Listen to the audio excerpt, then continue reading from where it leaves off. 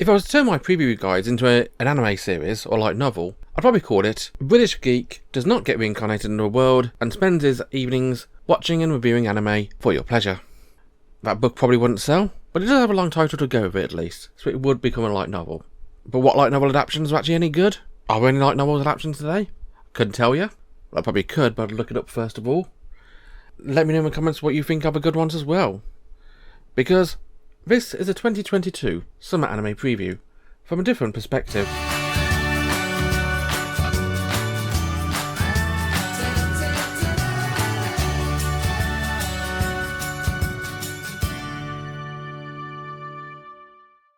First up today, we've got the second season of one of the most well-received, unexpectedly anime of recent years, Made in Abyss Season 2, The Golden City of a Scorching Sun.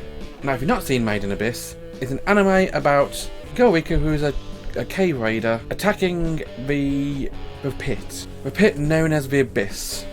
A hole of unprecedented depth which goes on to the centre of the earth and potentially beyond. A pit, an abyss of incredible danger. You never know what you're going to get when you go down to the Abyss, because it's a world where rules and laws of physics go out of the window. And it's famously said, once you go down into the Abyss, you'll never return. And that is kind of true, because as we learned throughout the first season, once you go down, it becomes harder and harder to go back up. Physically, there's a curse in the Abyss, which causes your body to mutate, your organs to explode, and you to become a blob effectively, lose all reasoning and all physicality if you try and ascend. And as our main character Riko goes down with her friend Reg, who is a robot who she meets on the surface, she goes down there to try and find what happened to her mother. Her mother was a famous white whistle. Throughout the journey they meet with a bunch of other folks. The main one they meet up with and start travelling with is a character called Nanachi, who is the cutest, furriest, cute thing you've ever seen in your life. But if you think the cute character Riko, the cute guy Reg, the cute furry thing Nanachi is cute, then you clearly didn't watch the first season, because Made in Abyss is not a fairy tale. It's close to being a grim fairy tale, because there's a lot of sadness, there's a lot of powerful, scary things going on in here. It's no sunshine and rainbows, it's more sunshine burning through your armpits and rainbows burning through your eyes sort of thing. It's wonderment with cost. Now, Season 2 starts us off talking about the past and the raiders first finding the Abyss and starting to go down into it. We don't see exactly why that is. Well, the first half of the episode isn't really talking about Riko's story anyway, it's just talking about the past. The second half of the episode starts off exactly where the first season ended. Well, that's actually a lie, because Made in Abyss has done something which I haven't seen in a long time. It has a canonical movie splitting the series. So yeah, if you watch Season 1, don't immediately jump into Season 2. You need to watch the third movie first. Now, if you've not seen Made in Abyss and are interested by what I'm talking about here, you don't have to watch the first season. You can just happily watch all three movies, because the first two movies do a Madoka and they redo the entire storyline into two movies. The third movie is brand new content, which is canonical and very important for the plot. Insanely important to the plot, really. It's a long time since an anime do this, and I'm not a huge fan of it, but to each their own, I suppose. Now, I'm not going to talk too much about Made in Abyss, since there's heavy spoilers all over the place here. But Season 2 starts at a literal chapter point in the storyline. There's a clear barrier which they surpass in the movie, and launches us straight into Season 2 with almost like a new beginning. Not really new beginning, but it's a clear breakpoint. Now, I have read bits of the manga, and I have got to around this point, but I've not got much further, so I'm going to be interested in seeing where this one goes. If you are interested in watching this one, be sure to bring yourself some tissues and join me on High Dive. And here we go again into the world of the super horny isekai genre. Welcome to the world of Harem in the Labyrinth, another world. And if the title of that hasn't put you off already, then let me put you off a bit more. Because Harem in the Labyrinth of Another World is anime about a guy which gets transported to another world, into a game-style world, and becomes super powerful. He fights off some bandits and finds himself the owner of a huge amount of money from the sale of the goods from that bunch of bandits.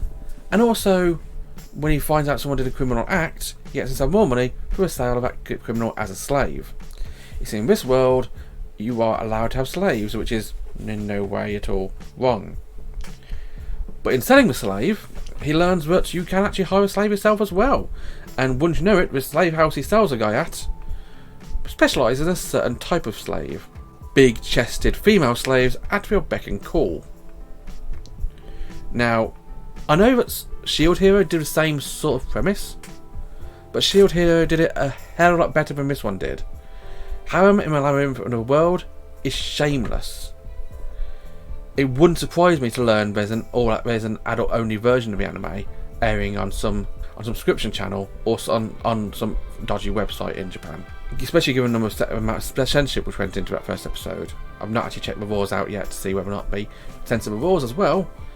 But if they don't, I'm going to have a damn sight of job trying to censor it myself. But to be honest, not much actually happens in the first episode. This guy finds out he's trapped in another world, is a bit upset about it until he learns he can have a really hot, sexy female slave willing to do things with him. And in fact, if he turns him down, he can abandon her and she can die. Yeah, this is not a nice world.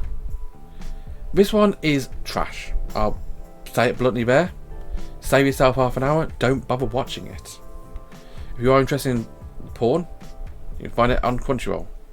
Next up today, we have a Yakuza Guide to Babysitting, an anime about a Yakuza who ends up being the go-to babysitter for the Yakuza boss's little kid, daughter, Yaika. Now this is a surprisingly warm-hearted series. I went into it not knowing exactly what I'd be getting. Well, I knew I'd be getting Yakuza and a kid, but I didn't know what kind of anime it would be.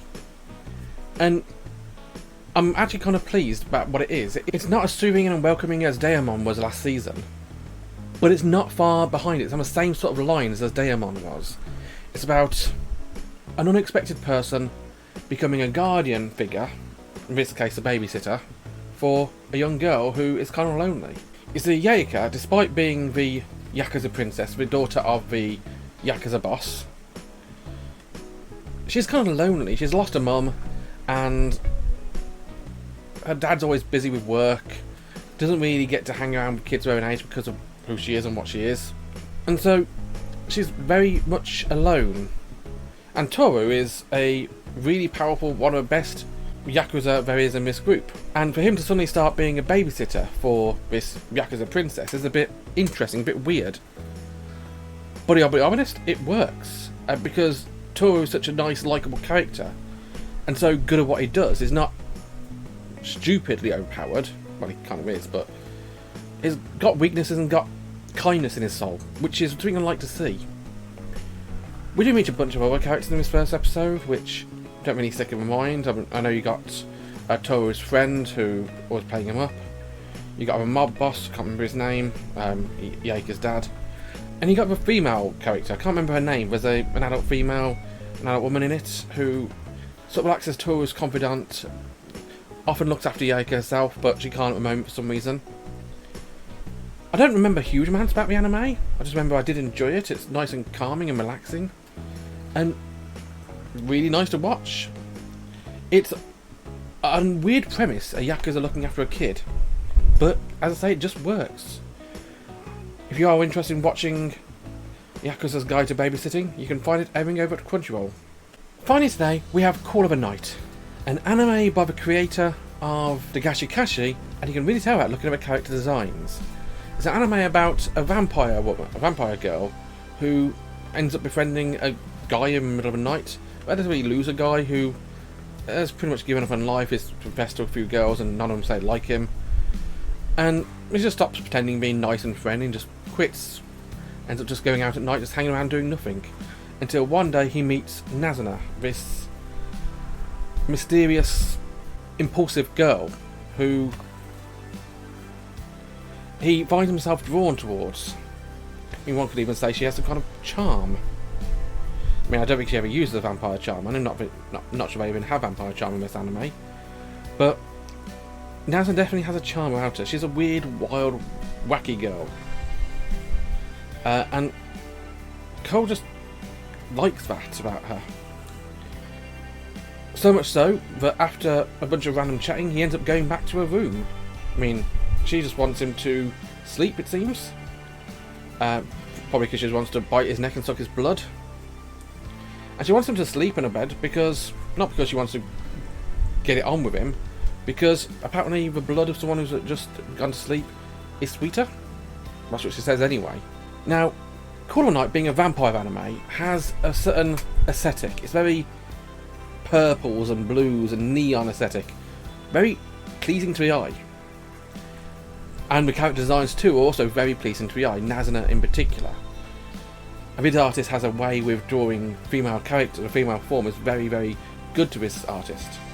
And I, for one, definitely like this look of this one, but more than one reason. It's going to be a type of anime where Cole will be getting to know Naza, they'll be hanging around together. If it's anything like Dagashi Katsushi, it's going to be very much a cock tease of will they, won't they? They probably won't. But it's always going to be hanging over them, saying, yeah, they're definitely going to do it eventually, but no, not in this anime. Although, being vampires, you never know what to... Call of Night is an interesting show, one which I'm definitely going to be sticking around for a few more episodes of. There's another episode which is airing over at High Dive this season. And today's anime were Made in Abyss for Golden City of a Scorching Sun, Harem in the Labyrinth of Another World, The Yakuza's Guide to Babysitting, and Call of a Night. 3 long titles and a short one. Let me know what I think of them in the comments, and join me next time for more. Until next time, bye bye.